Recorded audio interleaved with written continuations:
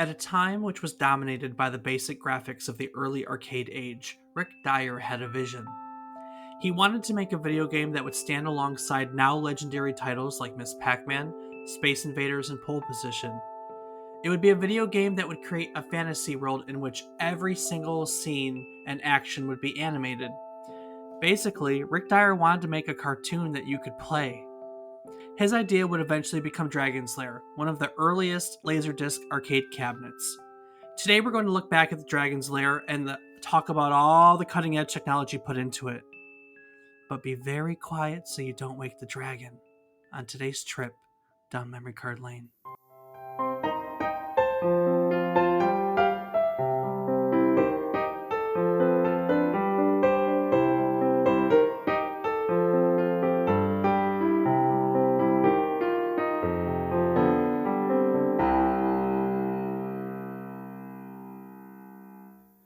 Good morning, good afternoon, and good evening. I hope these words find you well. Hello and welcome to the 95th episode of our video game nostalgia podcast, A Trip Down Memory Card Lane. Each week we tell you a story about one game relevant to the current week in gaming history. While doing so, we hope to teach you something new about the game, what it took from the world as its inspiration, or what it gave back to the world as its legacy. This week, we are looking back at Dragon's Lair, originally released in arcades way back in June of 1983. It was a game that was really on the cutting edge of technology at the time, and we're going to learn all about that too. Got a whole lot to unpack today. I'm David Casson, and as always, I'm joined by my co-host, who wishes he had nearly as cool a nickname as the protagonist of today's game, Dirk the Daring. My co-host is my brother, Rob Casson. Rob, your nickname is Rob the Rotten. Where'd that come from? It's actually Robbie Rotten, and it's because we are number one. That is a damn good meme. When I wrote that, I had no idea you were going to spit it into Robbie Rotten. I should have known better. I really should have known better. I thought of all sorts of things like Rob the Rotund, Rob the Responsible. I pulled up a whole series of adjectives in R, and I don't know why I still on Rob the Rotten. Probably because Robbie Rotten was in the back of my head, so I guess you win. Well, it is because we are number one. We are number one. I guess that's not really a bad nickname in hindsight. So congratulations.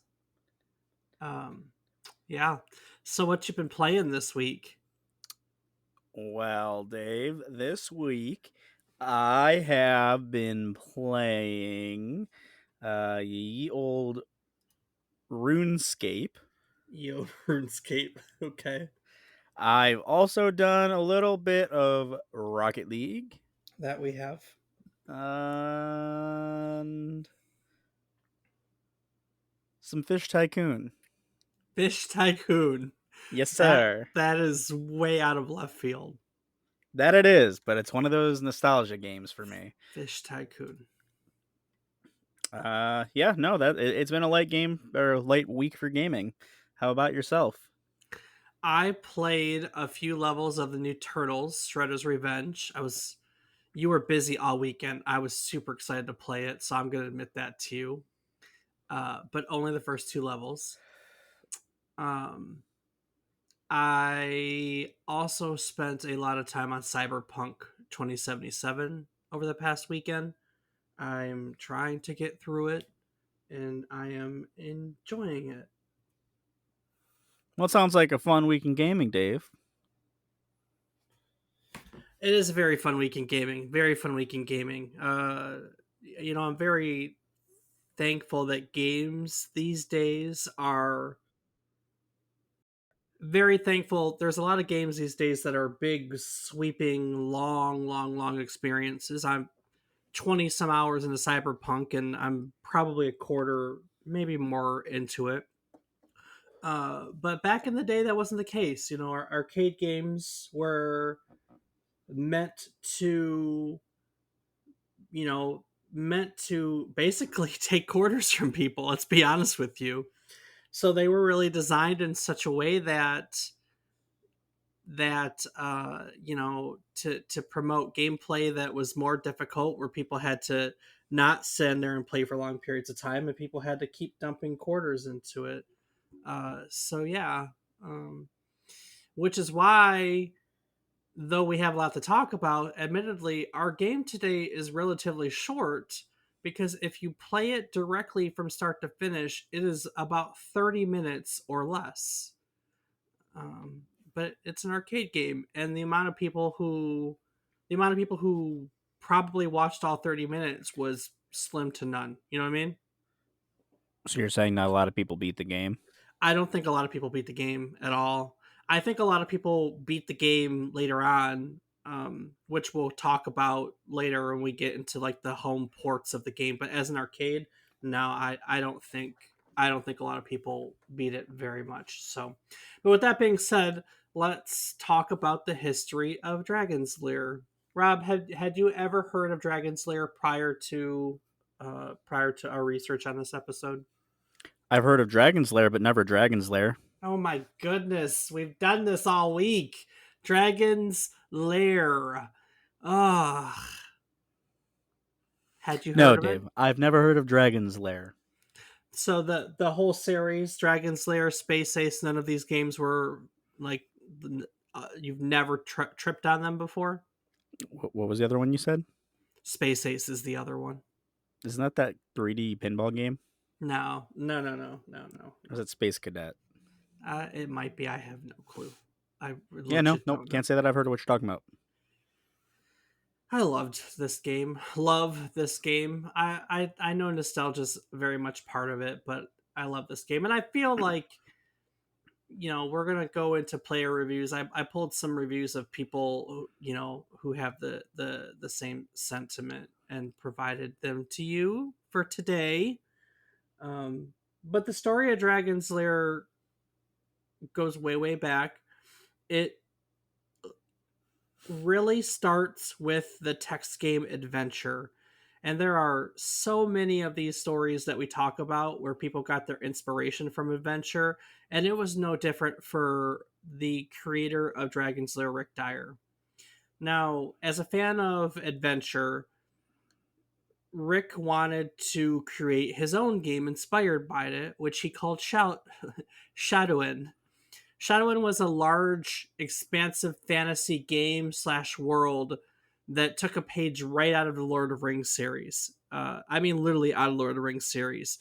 In fact, like he literally said that when he played Adventure, he thought to himself, "What if I can make a game that's like this, but set in a world like the Lord of the Rings?"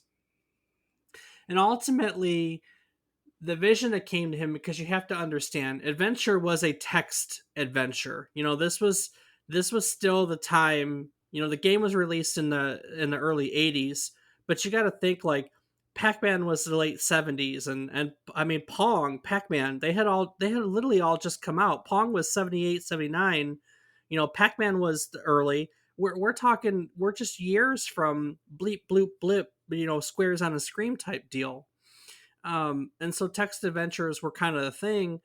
And Rick had this grandiose idea that he could make a game that would feature actual illustrations of every scene to convey the story. Now, I know that I know that through, like, when you think about that concept through a modern lens, it's really hard. I get that, and we talk about that week in, week out. But that's why I wanted to illustrate like how we were just removed from really basic 2D graphics, and here's a guy who says, I want to make I literally want an illustration of every concept in the story. You get what I'm saying? Sure. So I know it's hard. I get it. I do. I sometimes feel bad for a lot of people in your generation or later because you don't understand and you don't get to enjoy all the technological jumps that those of us that have been playing games for longer have. I mean, we've come so far. We literally came from nothing to. I mean, the games nowadays are amazing. There's so much uncanny valley stuff going on that it becomes really hard to tell sometimes between the games and real life. But anyways, initially Rick thought of the concept as a flip book. You ever make one of those little flip books we used to make in school, where you would like Uh, draw a different scene like on a page of this little booklet, all these sheets of paper, and then you'd flip through them to make it animate itself.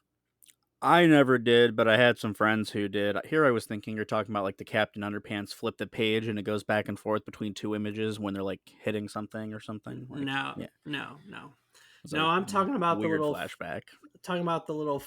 flip books where you would just draw and flip through the pages and it would Like a animate something. notepad that people would draw on. Yeah, exactly. Yeah, Yeah. yeah, yeah. I know what you're talking about. Yeah. So initially that was his concept, right? And his first thought was that he could use a roll of printing tape. Now, for those of you that don't know, because it just dawned on me that this is a lot of technology that's going to be so foreign to people. Uh, Calculators used to have paper, and when you would do math, each line would get printed on a piece of paper, and those paper came in rolls. I guess kind of receipt paper is still printing tape. So if you work in retail and you ever pay attention to uh, registers, a roll of printing tape is similar to register tape. It's essentially the same thing, just an older version of it. So his concept was to use a roll of printing tape, and the scenes would be drawn in sections on the printing tape, and he would make a computer or a machine, depending on how you look at it, that was programmed and controlled by a microprocessor that would move the printing tape to show illustrations and stop to convey information. That was his initial concept for where we're going today. Can you picture that at all? Yeah, no, I can. Being that I I've mean, seen some of this stuff, but I maybe mean harder it. if you've never seen any of it. Just think of it as a really fancy, fast-moving flip book. Realistically, what all he did was he basically created a paper projector, because that's all a film projector is, right? It just has film moving through it really fast, puts light through it, and that gets projected onto a screen, which is where it went to next. You know, he refined the concept after this from a roll of printing tape to a film strip projector that was synchronized to a tape recorder that had someone that would narrate all the information as players entered the scene. So, so his idea was to make this machine that could be a game and tell this illustrated story that people could play. Then here in the late 70s came the video disc format. Have you ever heard of video discs before? I've heard of compact discs, but Okay. not All right. not video. Okay. Well, I mean that's a later concept, same kind, not really the same, actually not the same at all, but hey, we'll go with it. So the video disc format was kind of short-lived. It was called the CED, or capacitance electronic disc format, which was known as video disc formats. It was made by RCA and it was released in 1981.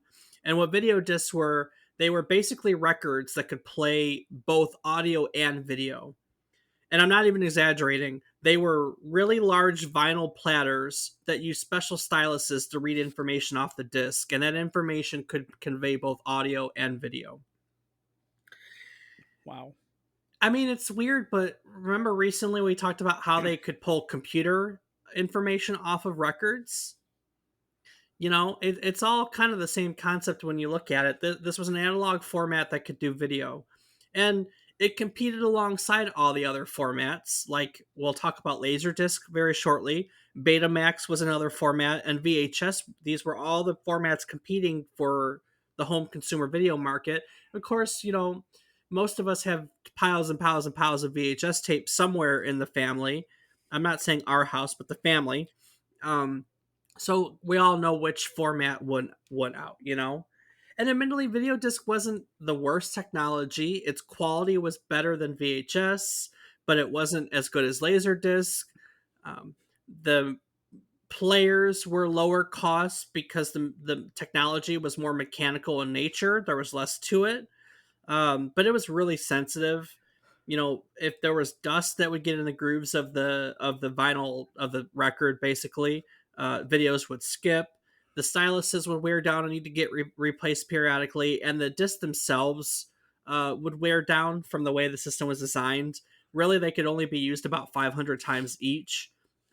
Really, not that was not an issue for some of the other mediums, admittedly. So it had some faults to it. But I mean, in the beginning, no one knew any of that. And so video discs looked like the solution for Rick Dyer because now he had the ability to, you know, put video on a smaller compact player that, that he could turn into his vision. Now, he coined this vision the fantasy machine. The fantasy machine was designed to be the foundation for Shadowin. Sheodan? I never get it. I always butcher everything. Um, That you do, Dave. I know. So he designs his fantasy machine around a small piece of Sheodan. Anyways, Shadowin. I don't know. So the small piece is called Secrets of Lost Woods, and he basically takes the video disc player, creates this little prototype machine around a small portion of his big fantasy world called Secrets of Lost Woods, and he begins shopping that around to toy manufacturers. And in all honesty, it didn't go very well. In fact, there's one story out there where a representative of one of the largest toy makers at the time just straight up walked out of the meeting midstream. So Hmm. people just they couldn't see it, they weren't having it, end of story. But then 1982 comes around, and in 1982, two things happen that really brought Rick Dyer closer to the creation of our topic today, Dragon's Lair. First of all, he saw The Secret of Nim, which was a really beautiful animated fantasy adventure produced by Don Bluth that came out in July of 82. Seeing that movie, helped him realize that he needed quality animation. He was trying to sell this on probably him drawing, to be honest with you. That's not very clear, and it dawned on him why he was probably having trouble selling it. So he realized that he needed to sell it on quality animation, and he also realized that he needed an action script. He couldn't base it on just a place in a world. He needed a legitimate, here's what's going to happen and why. So there needed to be an action script to his game. Then, towards the end of 82, he went to Chicago. And in Chicago, in November of 1982, there was a notable moment in the arcade industry. Every year they had what's called the AMOA show, the Amusement and Music Operators Association. And at the 1982 AMOA show, he was introduced to Sega's Astron Belt. This was an arcade cabinet that was the very first major arcade laserdisc game shown. So let's talk about laserdisc for a second. So we went from video disc to laserdisc. Are laserdisc familiar at all? I've heard of it, but I've never actually seen or used one. Really? You've never even seen it at like a flea market or something? No, I can't say that I have. That's kind of crazy considering how often I know you probably. Do you get dragged to flea markets at Nope. all anymore? Nope. Yeah. Nope. I refuse. Really? Yeah, no. It's Oh, very seldom that I will go now.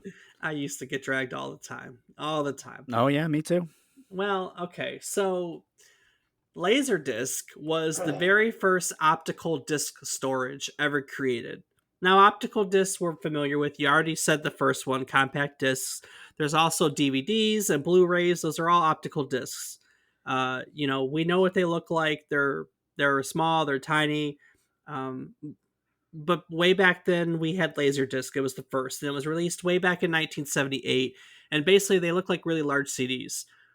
Realistically, they're really large CDs. CDs are about 4.7 inches in diameter, while laser discs are 12 inches. Basically, they took it because the records, the video disc platters were exactly the same size. They took the video disc format and they turned it into an optical disc format. Timeline wise, it came out about 2 years after VHS tapes were released to the world, but 4 years before CDs were released. Because you mentioned CDs, I thought I would throw that in there. And you don't know Laserdisc, so you're probably going to assume that Laserdisc fell to the wayside in the 80s, and you might actually be partially right. Truthfully, the last Laserdisc movie was published in 2001. Actually, North American wise, it was 2000. Japan was 2001. And the last Laserdisc player itself, I believe Pioneer made them all the way up until 2009, and they discontinued the technology altogether in 2009. But realistically, after maybe the DVD format took off, I mean, even VHS, I'd say Laserdisc was way out of fashion by the time the 90s were around. But what Astron Belt did is it took the Laserdisc technology and it allowed it to play full motion video on the Laserdisc, and then you were a spaceship and the enemies were 2D graphics. So it kind of mixed full motion video and 2D graphics. And it was awesome. I mean, it was the talk of the show. And realistically, this not this AMOA at the end of 82 marked the beginning of a small era of laserdisc fever in the video game industry, because everyone saw what it could do with the Astron Belt, and they wanted they wanted to jump suit, so, or follow suit, right. Right. Now I would like to say real quick, because I don't know where else to touch base on this. So Astron's Belt was the first major Laserdisc title ever shown to the public. Shown to the public is the key word. I believe, if I'm not mistaken, that Dragon's Lair actually beat it into consumer arcades, and therefore Dragon's Lair is probably well known, and Astron's Belt fell to the wayside. But so it's kind of weird because they made Astron's Belt first, but it took longer to get where it needed to go. If that makes sense. Because Mm-hmm. the one at the AMOA was a prototype, you know what I mean? Right. But this was the turning point. The AMOA was the turning point because, he saw it, first the movie and then the Laserdisc cabinet, and for him all the pieces came together. He knew exactly what needed to happen. So he decided he was going to make a game called Dragon's Lair. Dragon's Lair was a very small piece of the secrets of the Lost Wood. It was an even smaller piece of the world inside the world he was thinking of. And his idea was actually pretty grandiose. After being in love with the Secret of Nim, he actually hired Don Bluth and his studio to animate his vision. Now, let me take for a moment and tell you why that's kind of a special, why it's special. Yeah, why, Dave? Tell us why. So Bluth was originally a Disney animator, and he is known for having hand drawn some very notable scenes for Disney. His first project was Robin Hood. I believe that was 70 or 71. He drew the animated sequences of Robin Hood stealing money from Prince John. He also worked on the Winnie the Pooh and Tigger 2 movie. He worked on The Rescuers, and his last title that he drew for Disney was Pete's Dragon, which is a pretty popular Disney movie. And his family also has an awesome show on HBO called Arrested Development. Every time I do anything here with this, all I can think of is Arrested Development. Yeah, exactly. So after working on Pete's Dragon, he was assigned to work on a project called The Fox and the Hound. And he and the studio executives had some creative differences. And in the end, what this resulted to was Don Bluth leaving Disney to form his own studio, which was called Don Bluth Productions. And The Secret of Nim was their first full feature film. It was him and 9 or 10 Disney animators that left and started up their own studio. Now, just to kind of, talk about his pedigree, he did work on Dragon's Lair after The Secret of Nim and worked on Space Ace and other projects with this company that we're talking about today. But after these projects is where he got some of his most notable movies, when he teamed up with Steven Spielberg to produce some of his best known work. Their first collaboration was called An American Tail, which, when it was released, became the highest grossing non-Disney film of all time. They also created The Land Before Time and All Dogs Go to Heaven, which, if you grew up in it, I mean, your generation too, but those were like the movies back then. The movies that made children and adults My cry. heartstrings, yes. Ah. So, in later years, he made Anastasia, which came out in the late '90s, and his last big thing. He's done some little stuff, but his last big thing was not very successful. He animated Titan AE in the early 2000s, if I'm not mistaken. So, Yeah, that one's not familiar to me. but back here in the 80s, he just came off Secret of Nim, and he got approached by Rick Dyer to make this video game, and he agreed. In order to make it, RDI, the company that Rick Dyer created, sat down. They had game designers. They took their game designers. The game designers created all the characters and locations, and then they choreographed all the players' movements as the player encountered monsters and obstacles in the castle. They had the art department at RDI, the development studio, create storyboards for each scene of the game, and then those storyboards were passed off to Don Bluth's company to actually be animated. Now, Rick Dyer had come up with a budget of $3 million, which was not too shabby here in the early '80s. But even still, it takes a lot of money to hire people to do this stuff. The studio could not afford to hire any models. So the animators took their inspiration from other places. For instance, little fun fact about this game, the damsel in distress, Princess Daphne, was modeled using photos from Playboy magazine. So, Oh. I know. Well, I mean, if you ever watch this, you'll never unsee it. You can tell that she's got she's perhaps a little too playboy-ish, I guess, from in my opinion. But it's also, I'm not making excuses for anything, but you'll not unsee it now. They couldn't afford voice actors, so almost all the character voices in the game are employees of RDI. Princess Daphne is one of the department heads. The main character's voice for Dirk the Daring, the main character in the game, is their film editor. In fact, the only professional voice actor in the entire game belongs to what we call the attract loop. The attract loop is arcade titles used to play videos uh, to entice you to come and play them, and that was called the attract loop. And so RDI and Bluth, they all came together and they worked on this game for, I mean, roughly 7 months is the development schedule. And what they came up with was Dragon Slayer as we know it today. So, for those of you that have no concept of what Dragon Slayer is, it is an interactive film video game. In it, you are Dirk the Daring, a knight, who is attempting to rescue Princess Daphne from the evil dragon Singe, who has locked the princess in the foul wizard's Mordrock's castle. And it, it, I guess interactive film is the best way to describe it, eh? Yeah, no, I'd say so. Realistically, this is the birthplace of what we call nowadays QTEs, quick time events. The games where you're watching a cutscene and you have to press X at a specific time, and if you press at the specific time, you pass it, and if you don't, you fail. Because that's literally what Dragon Slayer is. Except back in the arcade, there were no prompts. Kind of, sort of. You just kind of had to know which way to turn, hit the joystick and learn the timing to make the scene go correct. It was 1983. What do you expect? You know what I mean? Yeah. But that's it. That's how you play the game. You're basically, and we'll post a playthrough.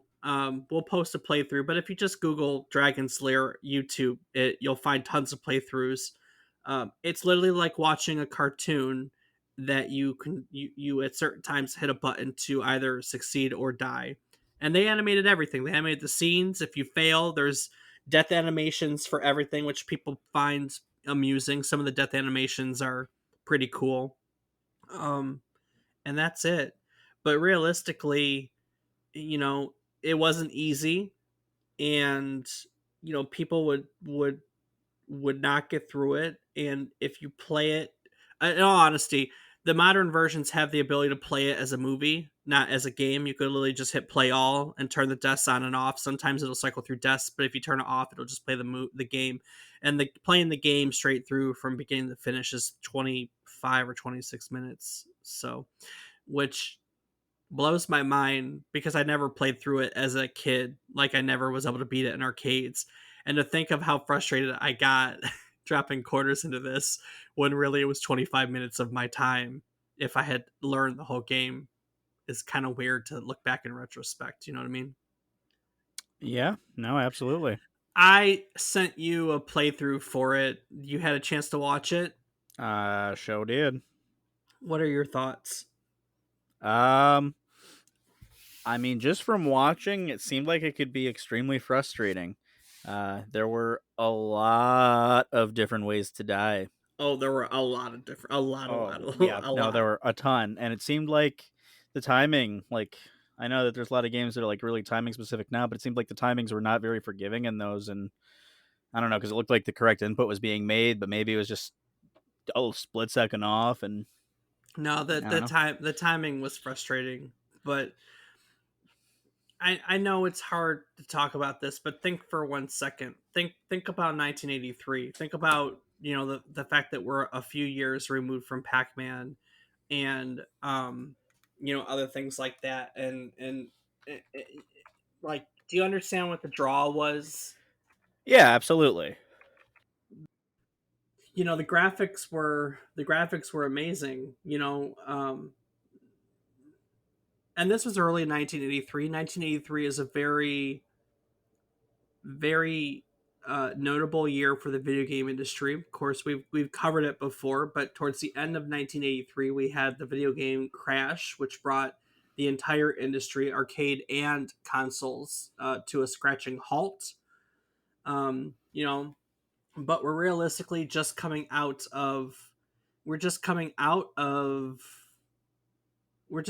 of the golden age of the golden age. You know what I mean? This is this is standing in arcades. The top grossing arcade game for that year was Pole Position, followed by Miss Pac-Man, and then we had Dragon's Lair in there. But think about the other games that we had. We had Donkey Kong that was standing next to it, and Joust that was standing next to it, and Cubert that was standing next to it. The games people were playing at home that was really popular were Centipede and Pitfall and Pac-Man and Space Invaders. And you had all these games that like they were sprites on a screen, and then all of a sudden there's this arcade cabinet that was just standing there that was like it was a cartoon. It literally looks like playing a cartoon. You went from sprites on a screen to full animation that you can control. I mean, you can't control it, but you also can control it. You know what I mean? Yeah, This one was this one was cool. That's what I'm gonna say. This one was cool. yeah. All right. Well, that's my soapbox. What did other people think about it? Well, Dave, ah, I suppose we should start with critic reviews. Okay. So, with that, we will start. So, when Dragon's Lair came out, the arcade industry was on the decline. Mm-hmm. And there was hope that Laserdisc games would bring back the golden age that they just came out of. A Newsweek article called Dragon's Lair the summer hottest new toy. The first arcade game in the United States with a movie quality image to go along with the action. One kid that they interviewed called it the most awesome game he'd ever seen in his life. Fair statement. It was a super popular arcade cabinet, the first ever to cost gamers 50 cents a play. By the end of the year, it was the third highest grossing arcade cabinet behind Ms. Pac Man and Pole Position. The only bad thing about it was that someone mentioned the game being out of order often. Yeah, there's a reason for that. Laserdisc wasn't designed in the beginning, at least, for um, to be used this way. You gotta think about it. So movies typically are played from beginning to end, and so the disc would just be, start at the beginning, and it would just, the data would just stream across it and get to the end. But in a game like this, you're trying to access this clip here, this clip here, this clip there, and it went back and forth. And so these laserdisc players were getting a lot more use in a different way than they were used to, and they were at least the first cabinets with the early laserdisc players were notorious for breaking down, um, with not too many hours of gameplay. It was just abnormal usage for it was abnormal usage of a laser disc. Now, later ones, you know, collectible wise, they say it's pretty impossible to find one of these cabinets with the original player in it because of that. But they would replace them with better players, and later on, you basically went from a laserdisc player that would have to be replaced after 400 or 500 hours of use to one that could withstand 20,000 hours of use. So, um, it was in the beginning lots of replacement laserdisc drives. So there you go. Also, I want to say, you mentioned that the cabinet was the first ever to cost gamers 50 cents a play, right? Yeah, that's correct, Dave. That's hard to think about now when we have games that, I mean, most arcades don't even use actual money anymore. That's probably a foreign concept to everyone. Now they all use stupid cards. But Hey, I can carry a lot more on a card than I can carry in my pocket. I know. I look, man, there used to be something special about going to the arcade, putting the money in, and then getting like a little solo cup full of quarters and carrying that around with you. That was an adventure all in itself.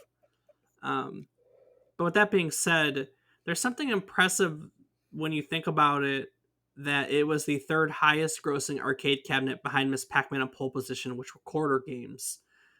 Those games were stupid successful in hindsight, considering that this game cost twice as much and still didn't beat them. You know what I mean? Absolutely. But yeah, that's the summer's hottest new toy, huh? It definitely was at the time. But of course, it had to be behind pole position. I mean, that naturally was number one, right? That was a good joke. I'm a little upset of myself for not thinking about that one while writing this. That's all Well, right. you'll get there someday, Dave. Okay, whatever. Move it along, kiddo. All right, Dave. Well, we don't have any other. We don't have a formal critic review per se, but that's because today we mostly care about the users. True. So it's still hard to refine reviews from the '80s, but luckily, Dragon's Lair has been ported so many times that it's easy to find what people think about the game, even if they put a little bit of a modern spin on it. With that being said, here are some reviews from gamers around the world. Ooh. Hanglyman on GOG.com said that I'm sure most people know that Dragon's Lair was special in its day, almost entirely because of the graphics. In the days of Mario Brothers, Pac-Man, and Dig Dug, a game featuring interactive Don Bluth animation must have seemed like it had fallen out of a magical portal to the year 3000. There was just no comparison whatsoever. It blew everything else away by a light year. The gameplay was only passable and rather frustrating, but nobody cared. If it cost you $1.25 to see 2 minutes a game, it was worth it. If you were lucky, there would be someone who knew the game by heart showing off, and you'd get to see the whole thing for free. By today's standards, the animation is still great and unique, but the gameplay just doesn't hold up. QuickTime events aren't well regarded these days, and trying to perform them while watching what's going on in the animations is virtually impossible. You'll tune out everything but the flashing hints telling you where to go next, and when it's over, you'll only have a vague impression of what happened. That's actually a true statement. So I purchased the trilogy to replay this game, which was $10 on GOG.com. Not a big investment. And the trilogy includes Dragon Age, Dragon Age 2. And the trilogy includes Dragon Age 2, and damn it. And the trilogy includes Dragon Age 2, and Space Dave, Ace. 3 times. Lair. And the trilogy includes Dragon's Lair 2, and Space Ace. You got it, folks. I got it. I got it. Woo. It's because I may edit all the others out. It took me 4 times to say Dragon's Lair.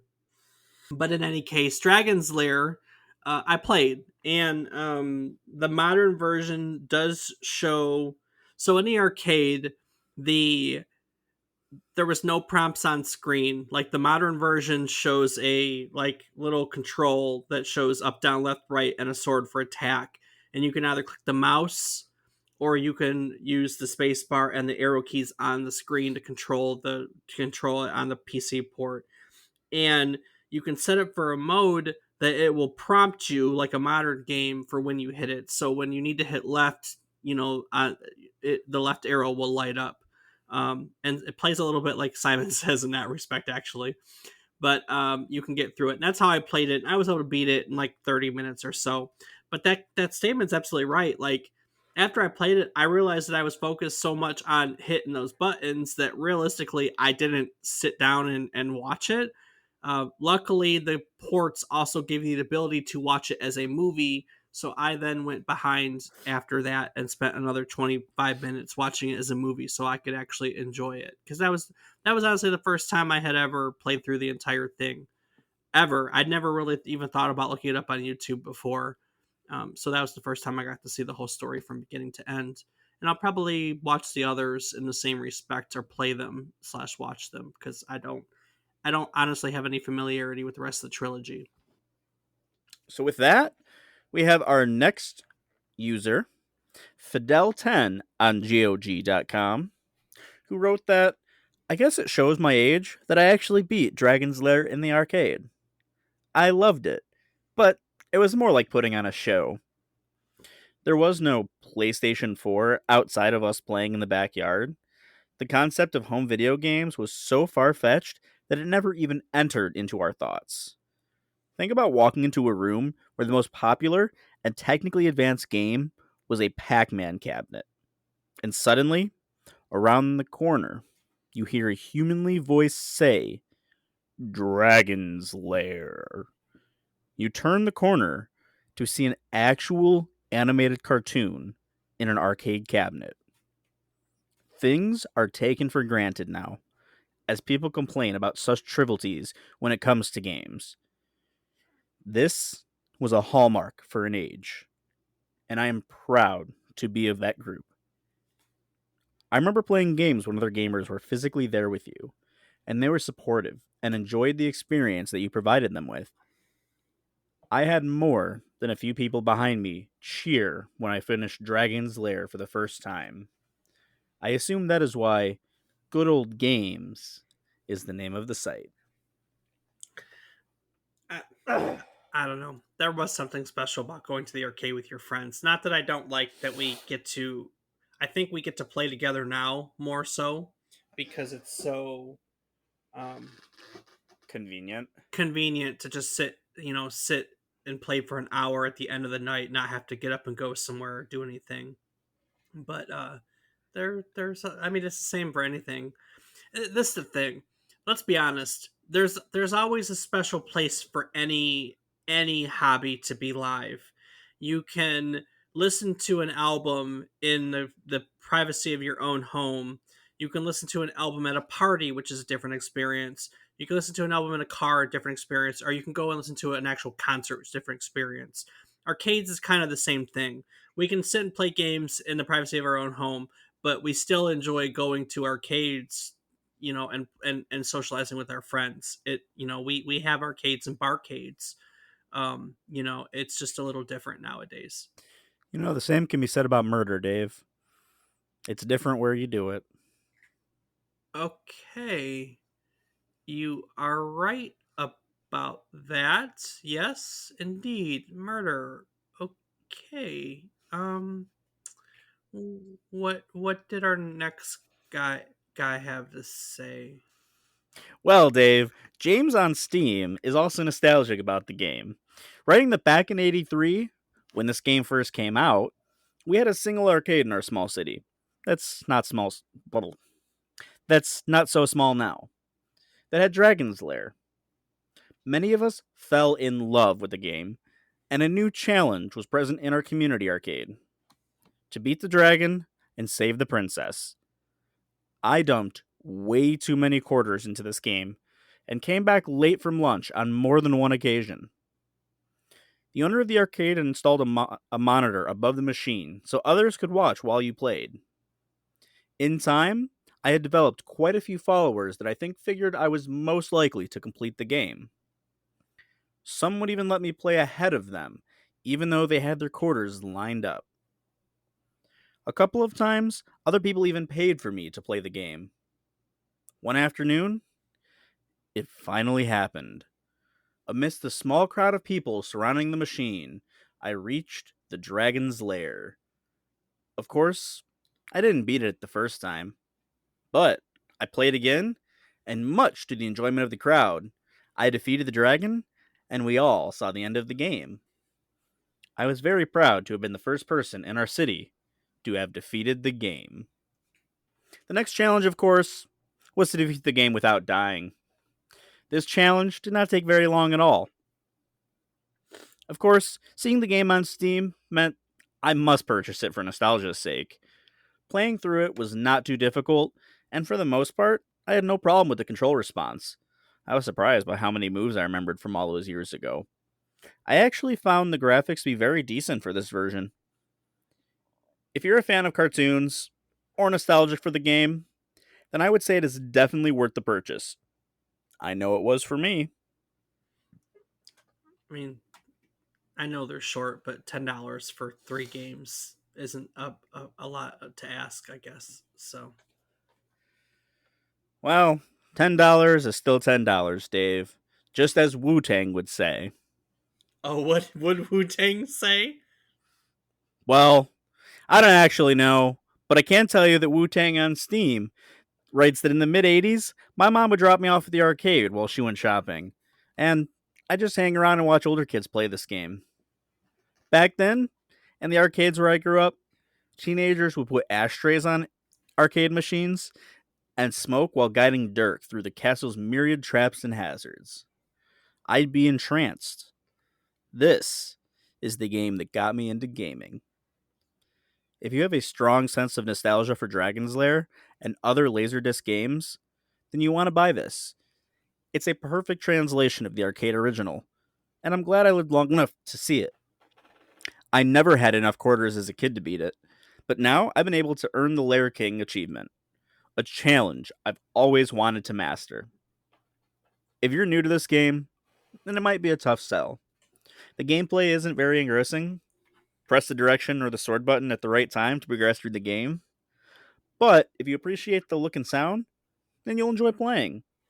For that matter, if you're into animation and or you know who Don Bluth is, then you should check this game out. What achievement didn't he win? The Lair King achievement. What is the Lair King achievement? Let's see. Lair I don't King know, achievement. Dave. You were the master of this game. Come I'm on. not the master of this game. Lair King get the highest possible score, which is 427,469. Nice. So, okay. Max score. Well, Dave, that's it for user reviews. So I guess it's back to your part. Oh. Well, I'm just going to talk a little bit more about Dragon's Lair. It's still around. It's been ported onto every system imaginable. And as we talked about, it's now a trilogy that you can find everywhere. It's on the Switch store, the PlayStation Network, the Xbox Live store, and good old games, Steam. You can find it everywhere. Um, Even little fun fact, in celebration of their 30th anniversary, Brutal Deluxe Software, they're a group of developers that have been making software for the Apple IIgs since 1992 for fun. they released a Dragon's Lair port. They took elements from the Amiga, Atari ST, and PC DOS versions, and they made a Apple II version. There's no real commercial reason to make software for the Apple II GS. It hasn't been made in as many years, so they do it for fun. And yeah, they made a Dragon's Lair port. So it actually was officially released on a port in 2022. So they're still making it. And like I said, every time it comes out nowadays, actually the Apple II GS isn't a trilogy port in the same respect, but typically you'll find it, like, you can find physical copies as the Dragon's Lair trilogy that includes Dragon's Lair 2, Time Warp, and Space Ace, which was another Laserdisc title these guys made. You can also find it, uh, if you don't want to play it on a video game console. They released it as a DVD playable with the remote and on Blu-ray as well. In fact, they made a format for Blu-ray consoles called BDJ, which is basically Java for Blu-ray players, and it was the first disc ever made with BDJ on it. If you're into emulation, not that I'm condoning piracy, but there's a specific emulator for all Laserdisc arcade titles, and it's actually called Daphne, named after the princess of this title. 1984, there was a short-lived cartoon. They made 13 half-hour episodes. I've never seen it. It's on my list of things I wanted to watch but didn't have time. And if old cartoons from the 80s are not your thing, in 2020, way back in March of 2020, in fact, Netflix announced that they were working on a full-length Dragon Slayer movie with Ryan Reynolds as Dirk the Daring. It was not canceled. It was postponed in the middle of the pandemic, but it's never been officially canceled. So we all are crossing our fingers and hoping that we actually get to see a Dirk the Daring, an actual Dragon Sleuth movie. Don Bluth is still doing stuff. He's attached to the project, one of the producers. Recently, he opened up another animation studio. He's been in a bunch. Don Bluth Productions went bankrupt, and they opened up another, and it went bankrupt. It's just been up and down. I mean, that's animation's not, it goes in and out. Hand animation goes in and out with style, I guess is the point. But he opened up another one recently with the hopes of what he calls returning to quality hand drawn animation.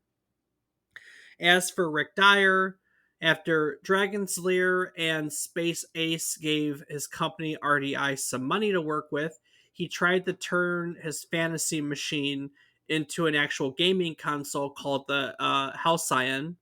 It was it was it was supposed to be pretty cool, actually. It was a laserdisc based system. They designed it to be entirely voice activated. It actually had to learn your voice, and then you could use voice commands to do just about everything.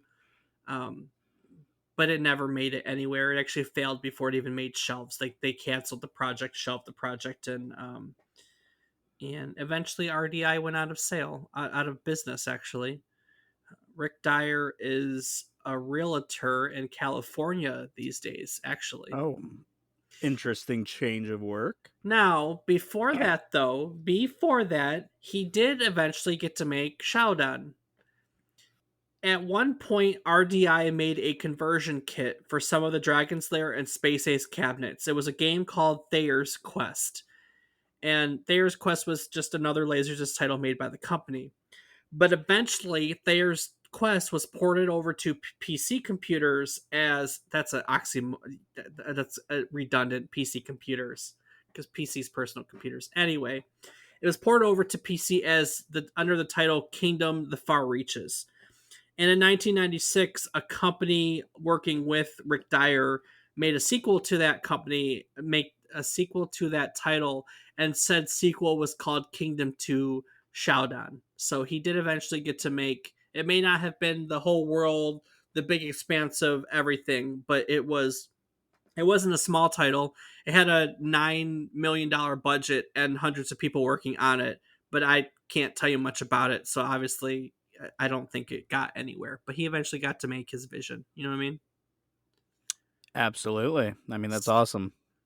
So, but yeah, that's Dragon Slayer. It was it was really special for its time, and it's really dated now. But I still think it's really, honestly, So having played it, this is what I think about it.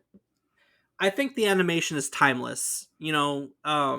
Good hand drawn animation doesn't date itself. We still watch the Mickey Mouse cartoons, from the 50s and 60s, and Winnie the Pooh and Looney Tunes and all this stuff that was made way back when, and I don't think that it dates itself. But with that being said, the gameplay of the game, in particular the timing that you were talking about, I think it does date itself a little bit, and that makes it both accessible and inaccessible at the same time. Because you look at it and just based on the animation, it definitely has a place, but when you go to play it, it feels like it was made in 1983. I don't have a good suggestion, but if anyone could ever take the game and try to update that concept, it would probably do a lot better. With that being said, they did make a couple other titles outside of the Dragon's Lair trilogy, and one was Dragon's Lair 3D, where they retried to make this in like a 3D concept with cell shaded animation, and it didn't do very well. They also made it for the NES as a side scroller. They made it on the Game Boy with gameplay that doesn't resemble it at all, because most Game Boy games didn't.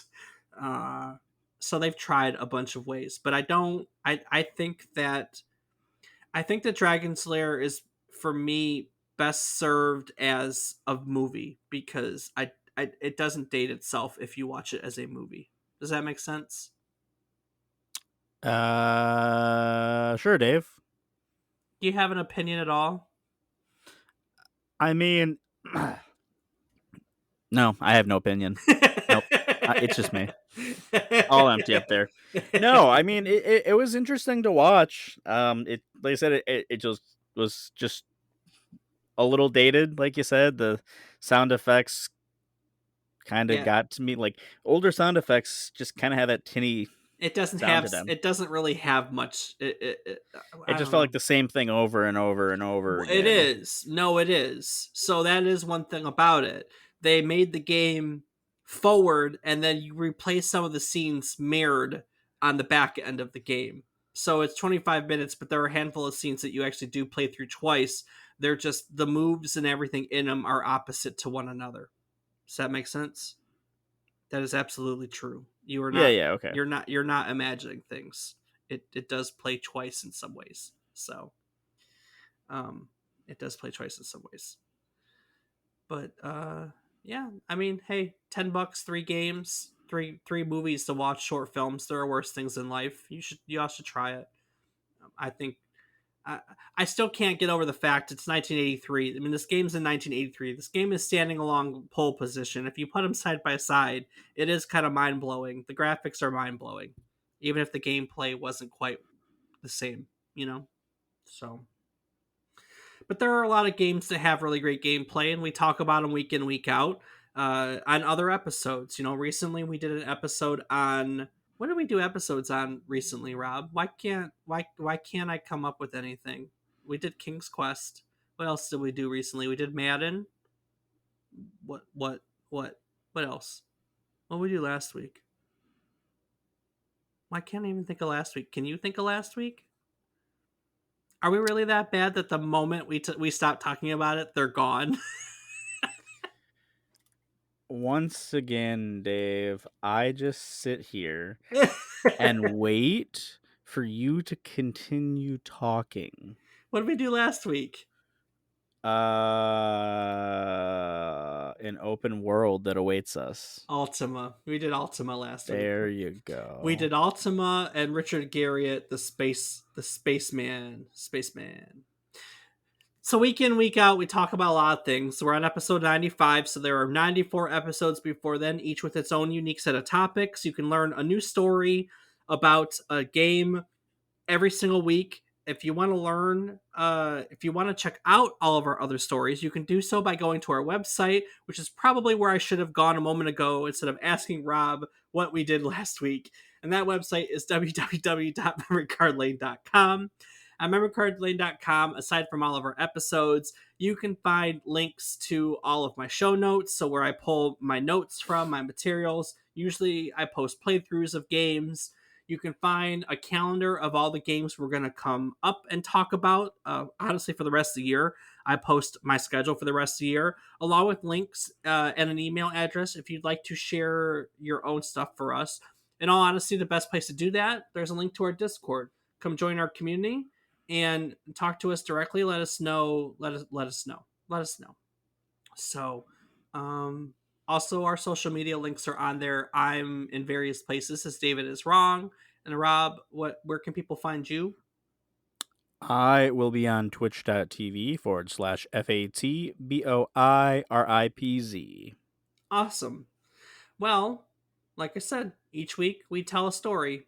We want to teach you something new about the game, what it took from the world as its inspiration, or what it gave back to the world in its legacy.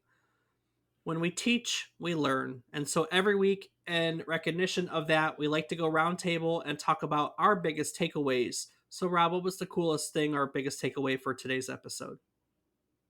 Well, Dave, honestly, I would have to say that this game came from Don Bluth, who happened to be such a huge part of my childhood that I didn't even realize. There you go. Um, yeah, and then it's just kind of crazy to see this. And I knew that the style looked familiar. It felt very familiar, but I never would have guessed. I just figured, hey, that's just the '80s. Not that it was literally the same guy animating everything that I loved from that time. Yep.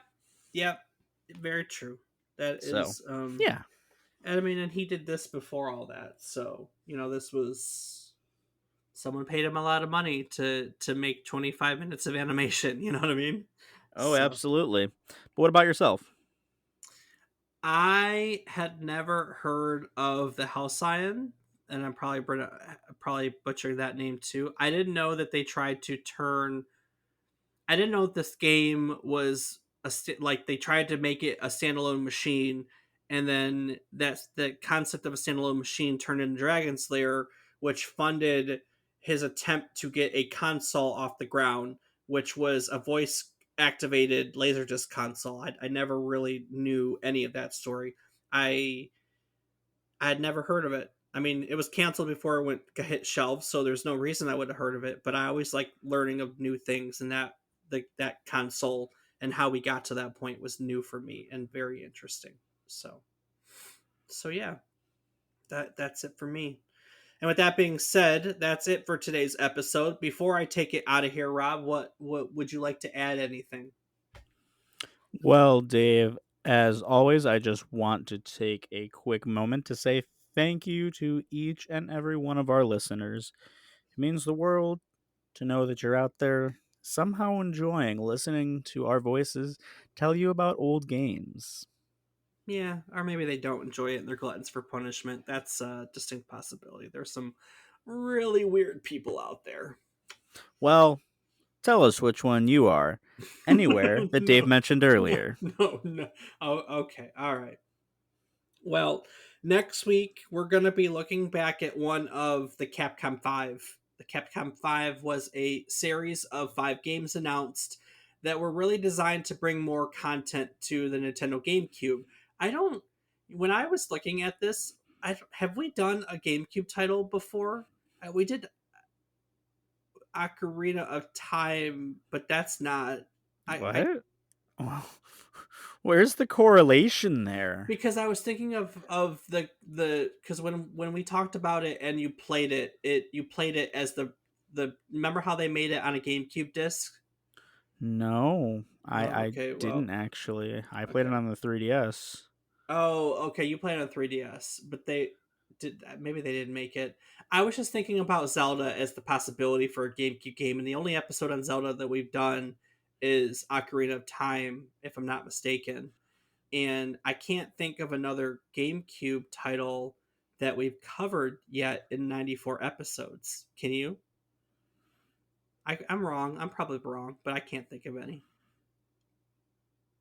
I mean, at the moment, I can't either, but also, I have worse memory than you. Also, we forgot what last week was, so how can we remember 94 episodes? Ah, Yeah, got you got a him. point. You Got got him. a point. Anyways, this particular game was to be directed by a game designer who had honestly a really good pedigree. His credits included work on Resident Evil 1 and 2, and he also helped direct The Devil May Cry, which is one of your favorite games. So, back in 2002, when Beautiful Joe was first announced, there was admittedly a whole lot of hype behind it. Do you remember Beautiful Joe at all? Yes, Yes, I you sure do. do. Well, there you go. Well, next week we get to do something that you have some familiarity with. But the real question is, Rob, did it live up to the hype?